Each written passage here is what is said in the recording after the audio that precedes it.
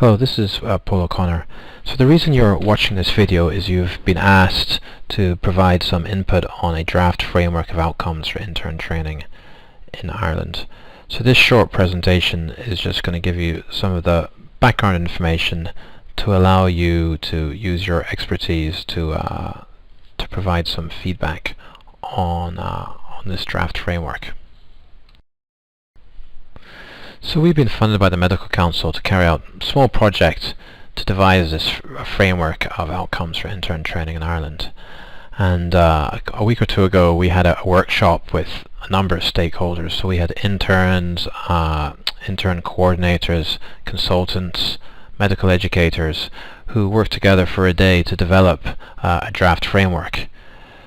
But that's only a small group, and now we want to take this opportunity to kind of show some more experts what we came up with and get your comments, get your thoughts on whether what we did is right, not right, changes that need to be made. And we're going to get this information from you on an online questionnaire which kind of follows this video. So the draft framework is based around this concept called entrustable professional activities. And these aren't the attributes of a doctor, rather what these are descriptions of clinical work that an intern is expected to do as part of internship. And these are being used in a range of medical education applications. And the idea is to address the concerns that these competency frameworks are just too theoretical. There's big long pages and pages of competencies, and they're not really useful, they're not practical in supporting training or allowing for assessment being carried out by busy doctors, busy senior doctors who don't have time to wade through all of the competencies. So the idea is they provide a general description to guide both the interns themselves, just their supervisors, and where they're working, so it can guide their teaching and guide their assessment. So this is a list of 9 draft EPAs that we came up with from the workshop. And you can see that they're pretty big and quite broad, and they vaguely, up until at least number 7, they follow a kind of patient's journey from entering the hospital to leaving the hospital. And they're broad, and they're deliberately designed to be broad. They're big activities that have to be performed safely, effectively by an intern, and each of them will require a range of competencies to be able to achieve them. So admitting a patient, you need to be able to use the admission system, you need to be able to work out what medications are on now, where they need to go. So there's a whole range of skills, competencies that are required in order to deliver each of these activities, and that's the way they're designed to be. So for each of the 9 EPAs, we've also developed a set of competencies that are required in order to carry out that activity.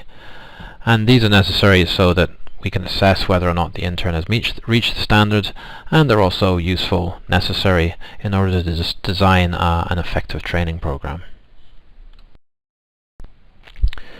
So as an example, here are the 16 or so competencies required for admitting a patient, and you can read them there on the screen.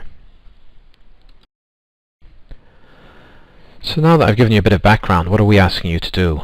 So we want you to review the EPAs and the competencies that we came up with in the workshop. So we'd like you to look at each of the 9 draft EPAs and give a decision about whether you think they're appropriate, or identify if you think there's something missing or there's something wrong with them. And then we'd ask you to drill down into the competencies associated with each of these 9 EPAs. Again, decide which of these competencies are appropriate, and identify whether there's some competencies that are missing. And we're going to do this using SurveyMonkey, so that follows this video, and you can access the SurveyMonkey, and that will allow us to collect some information back from you. So obviously your responses are anonymous and it's voluntary, and you can stop anytime you want. I think it will take around 30 minutes to complete. I won't lie to you. There's a bit of work if you're going to really give this due consideration.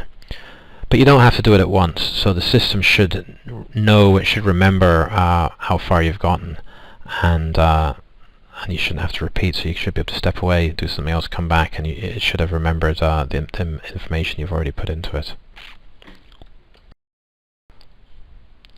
So hopefully I've given you the background information you need to make an informed decision about whether or not you will help with this.